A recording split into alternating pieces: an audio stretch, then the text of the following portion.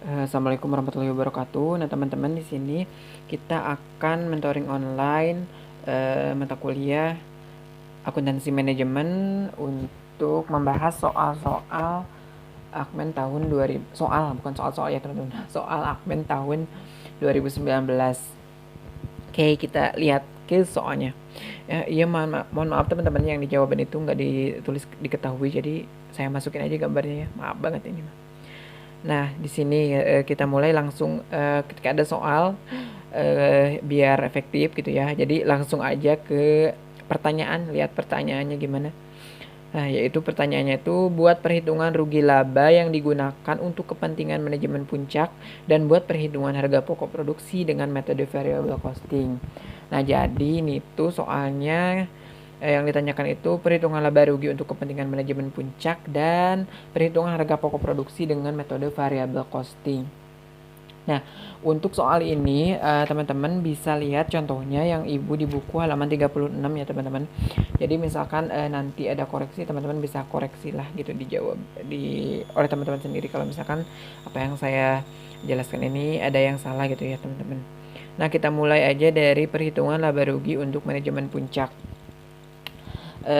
Seperti biasa kita buat tabelnya terlebih dahulu seperti yang dicontoh. Yang pertama ada jenis biaya, nilai uang sama jumlah ya. Di sini itu dalam rupiah. Oke, yang pertama dimulai dari penjualan. Penjualan di sini ada beberapa data penjualan, kita lihat di contoh di soal gitu. Yang pertama ada penjualan dengan pihak luar sejumlah 25 unit, penjualan ke departemen D sejumlah 5 unit, dan penjualan ke departemen F sejumlah 3 unit. Nah, jadi di sini kita masukin penjualan ke pihak luar itu 25 unit. Nah, dikali 750.000. Nah, 750.000 itu adalah apa tuh harga jual. Jadi harga jual dari satu unit lampu petromaknya tuh 750.000. Jadi kita tinggal kalikan saja. Kan yang terjual tuh ada 25 unit ya, dikali harga jualnya 750.000. Jadi totalnya 18.750.000. Nah, kemudian ada ke departemen D. Di situ yang terjual ke departemen D itu ada 5 unit dengan harga jual yang sama yaitu 750.000. Jadi totalnya 3.750.000. Nah, kemudian ada penjualan ke departemen F itu ada 3 unit. 3 unit dikali harga jual yang sama yaitu 750.000, jadi totalnya 2.250.000. Nah, di sini tuh ada data tambahan ya teman-teman, bahwasanya ada memperoleh pendapatan dari penjualan kaca semprong. Nah, kita masukin aja ini ke komponen pendapatan dari penjualan ya teman-teman. Jadi penjualan kaca semprongnya itu 500.000 kan di sini. Nah, setelah itu kita jumlahkan saja. Jadi pendapatan penuh yang diperolehnya itu sejumlah 25.250.000. Nah, kemudian kita langsung ke biaya langsung di departemen. Di sini terdiri dari biaya produksi dan biaya non produksi. Nah, kalau yang di buku Ibu itu langsung dijumlahkan semuanya. Misalkan biaya produksi nggak dirinci ya BBB, BTKPL, BOP, namun di sini biar lebih jelas kita rinci aja gitu, karena yang diketahuinya juga dirinci gitu ya. Ya, yang pertama ada biaya bahan baku biaya produksi terdiri dari BBB, BTKL, BOP ya teman-teman di sini. Yang BBB itu 33 unit. 33 unit ini adalah total dari semua jumlah lampu yang terjual di sini. 25 unit ke pihak luar, 5 unit ke departemen D, dan 3 unit ke departemen F. Jadi kita jumlahkan saja. Di sini ada 33 unit ya. Jadi 33 unit dikali ini 100.000. 100.000 tuh dilihat dari di sini. Biaya bahan baku 100.000. Nah, di sini karena 100.000 itu biaya bahan baku untuk setiap lampu Petromax. Jadi setiap satu buah lampu Petromax yang diproduksi itu biaya bahan bakunya 100.000. Jadi kita kalikan di sini 33 unit yang terjual dikali biaya bahan baku per unitnya 100.000. Jadi 3.300.000 seperti itu. Nah, kemudian BTKL juga sama, di sini 33 unit itu jumlah yang semua yang terjual itu ada 33 unit dikali BTKL per unitnya itu 150.000. Nah, di sini BTKL 150.000. Nah, jadi tinggal kalikan saja ya teman-teman. Jadi 33 dikali 150.000 jadi 4.950.000. Nah, kemudian ada BOP. BOP di sini kan ada variabel dan tetap. Nah, karena tidak dibeda-bedakan atau disatukan saja, kita jumlahkan biaya overhead pabrik yang variabel dan tetap. Kita lihat di sini, biaya overhead pabrik variabel 50.000, biaya overhead pabrik tetap 40.000. Jadi jumlahkan jadi 90.000 gitu ya teman-teman. Kalau mau dipisah juga nggak apa-apa sih. Tinggal di sini ada BOPV, BOPT gitu. Tapi biar lebih cepat gitu. Jadi dijumlahin aja. Jadi 90.000 ya teman-teman, tadi setelah dijumlahkan dikalikan 33 unit yang terjual. Jadinya 2.970.000. Nah, kemudian kita lanjut ke biaya non produksi. Biaya non produksi di sini tuh ada biaya administrasi umum, dan di data juga ada variabel dan tetap, dan biaya pemasaran variabel dan tetap, sama kayak tadi ya teman-teman. Jadi dijumlahkan saja biaya administrasi umum variabel dan tetap di sini 25.000 ditambah 45.000 jadi 70.000. Kemudian untuk pemasarannya itu 30.000 tambah 50.000 80.000. Nah, kita masukin aja langsung di sini. Jadi 33 unit yang terjual dikali biaya administrasi umum, total biaya administrasi umum itu 75.000 jadi 2.640.000. Nah, kemudian ada biaya pemasaran juga tadi dijumlahkan yang variabel dan tetap itu totalnya 80.000. Jadi tinggal 80.000 dikali total yang terjual gitu 33 unit. Jadi totalnya 2.310.000. Nah, kemudian teman-teman di sini tuh ada biaya tambahan, yaitu biaya untuk rekrutmen pegawai yang dibebankan oleh kantor pusat. Nah, jadi seperti yang dicontoh Ibu halaman 36, di sini juga ada alokasi biaya dari kantor pusatnya. Jadi kita masukin aja ke biaya langsung departemen. Jadi ada biaya rekrutmen yang dibebankan kantor pusat. Totalnya 1.250.000. Nah, jadi setelah semua biayanya kita hitung, kita jumlahkan saja gitu. Mulai dari biaya produksi totalnya berapa, biaya non produksi berapa, biaya ditambah biaya rekrutmen yang dibebankan kantor ini segini. Nah, jadi total biaya penuh departemen B itu sejumlah 17.420.000 ya teman-teman. Nah, kemudian kita diperolehlah laba bersih sejumlah total pendapatan yaitu 25.250.000 dikurangi total biaya penuh yaitu 17.420.000. Jadi laba bersih divisinya itu ada 7.830.000.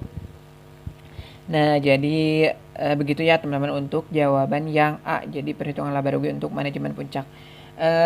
Takutnya nanti di soal beda, jadi teman-teman harus juga disimak bahwasanya laba rugi untuk manajemen puncak dan untuk pihak luar atau eksternal itu beda ya teman-teman. Bahwa kalau misalkan yang untuk manajemen puncak itu lebih rinci, kayak misalkan ada untuk divisi, antar divisi, di luar usaha dan sebagainya itu dimasukkan. Nah, bisa kalau misalkan untuk yang pihak luar itu langsung misalkan penjualan ke pihak luar udah aja gitu, nggak dirinci gitu ya teman-teman. Oke, lanjut ke yang B. Perhitungan harga pokok menggunakan metode variable costing. Metode variable costing itu merupakan metode penentuan harga pokok produksi yang hanya memperhitungkan biaya produksi yang berperilaku variabel ke dalam harga pokok produksi yang terdiri dari biaya bahan baku, biaya tenaga kerja langsung, dan biaya overhead pabrik variabel. Oke, kita lanjut aja. Di sini penjualan langsung aja ya, total penjualan karena tadi udah ngitung kita bahwasanya total penjualnya itu ini 25.250.000. Masukin aja di sini. Kemudian ada BBB. Nah, BBB-nya sendiri kan kalau BBB udah pasti variabel ya. Jadi langsung aja 33 unit yang terjual dikali biaya variabel biaya bahan baku per unitnya itu kan 100.000. Jadi 33 dikali 100.000 totalnya 3.300.000. Nah, untuk BTKL juga udah tentu variabel, jadi sama saja. Jadi total lampu yang terjual itu kan 33 dikali 150.000 jadi 4.950.000. Nah, untuk BOP karena ada variabel dan tetap, jadi kita di sini ngambil yang variabel aja. Jadi bisa dilihat di atas itu kan 50.000. Jadi teman-teman cross lihat aja sendiri ya, biar nggak banyak scroll gitu. Jadi BOP variabelnya itu 33 dikali 50.000 totalnya 1.650.000. Oke, setelah itu kita total aja. Total harga pokok produksinya itu 9.900.000. Nah, kemudian kita lanjut juga ke biaya pemasaran. Nah, karena ada biaya pemasaran variabel dan tetap. Nah, di sini kita ngambil yang variabel aja. Jadi harganya kan 30.000 ya. Jadi tinggal kalikan saja 33 dikali 30.000. Ya, selanjutnya BAU juga sama, 33 dikali 25.000. Jadi yang diambil yang hanya variabelnya saja ya, teman-teman. Kemudian, di sini ada biaya rekrutmen yang dibebankan kantor pusat. Kenapa di sini saya memasukkannya di komponen yang variabel gitu? Karena kan untuk biaya rekrutmen itu untuk nggak sama setiap maksudnya nggak tetap setiap tahunnya. Jadi saya masukkan di komponen biaya variabel gitu. Nah, jadi setelah itu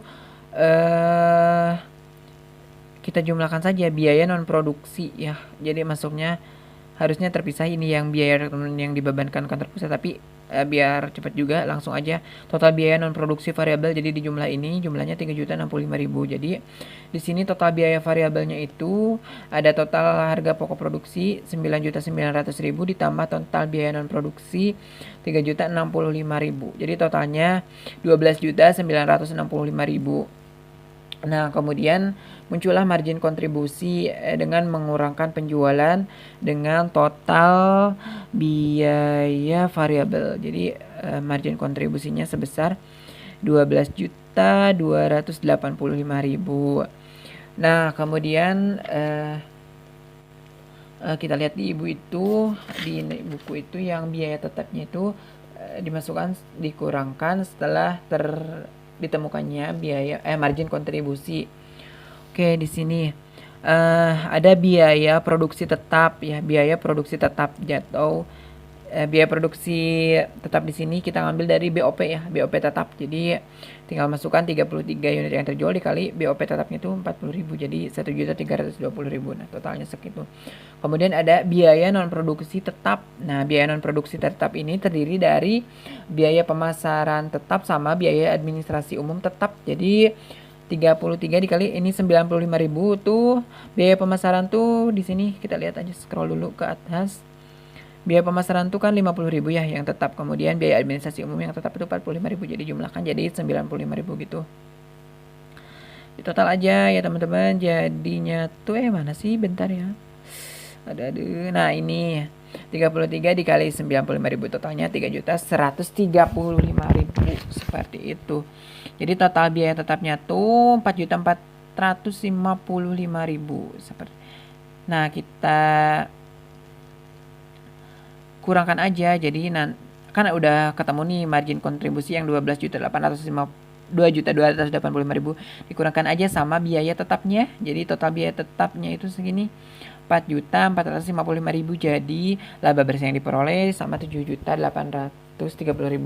Nah, teman-teman, biar lebih jelas ya, mungkin teman-teman bisa tanyain ke ibu soal yang biaya rekrutmen yang dibebankan kantor pusat. Nah, apakah itu dimasukkan ke komponen biaya variabel atau mungkin ke biaya tetap atau bagaimananya gitu, karena takutnya nanti apa yang saya jelaskan ini salah gitu, dan nanti teman-teman salah ngerjain pas UTS. Jadi bisa ditanyakan langsung ke ibu gitu ya, takutnya gitu yang saya kerjakan ini, yang saya jelaskan ini salah gitu ya teman-teman, seperti itu. Oke, untuk yang nomor 1 sudah beres. Kita lanjut ke nomor 2 ya teman-teman. Nah, untuk yang nomor 2 itu diketahui jumlah aktiva tetap di akhir tahun itu sejumlah 2.850.000. Biar cepet kita langsung ke pertanyaannya aja ya. ROI dan RI. Jadi return on investment sama apa sih RI itu? Bentar ya. Sebentar, kita lihat aja dulu di.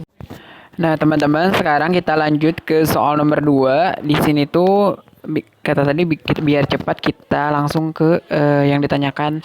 Pertama itu yang ditanyakan ROI dan RI untuk divisi tersebut, dan yang kedua ada profitabilitas yang bisa dicapai pada tahun selanjutnya atau tahun 2019 ya gitu. Oke, yang pertama kita cari dulu ROI, di mana rumus ROI itu pendapatan penuh dikurangi biaya penuh dibagi aktiva penuhnya. Kan diketahui sudah ada ya.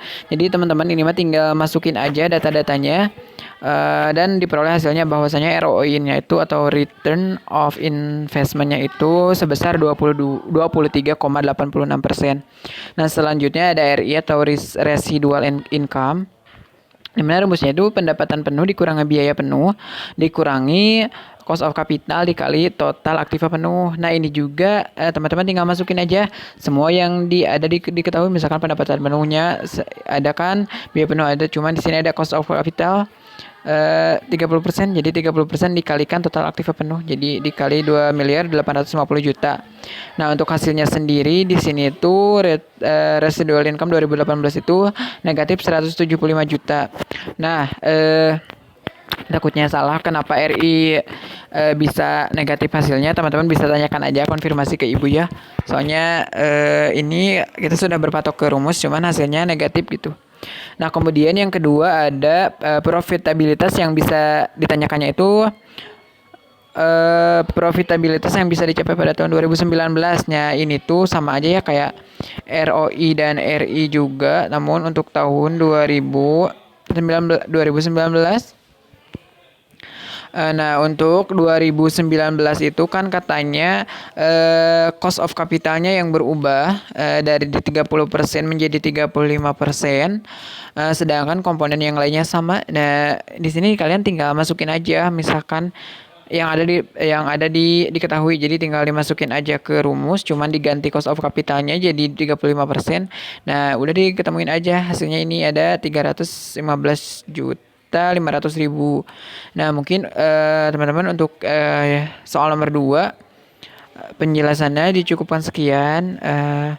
Kita lanjut ke soal nomor 3. Oke.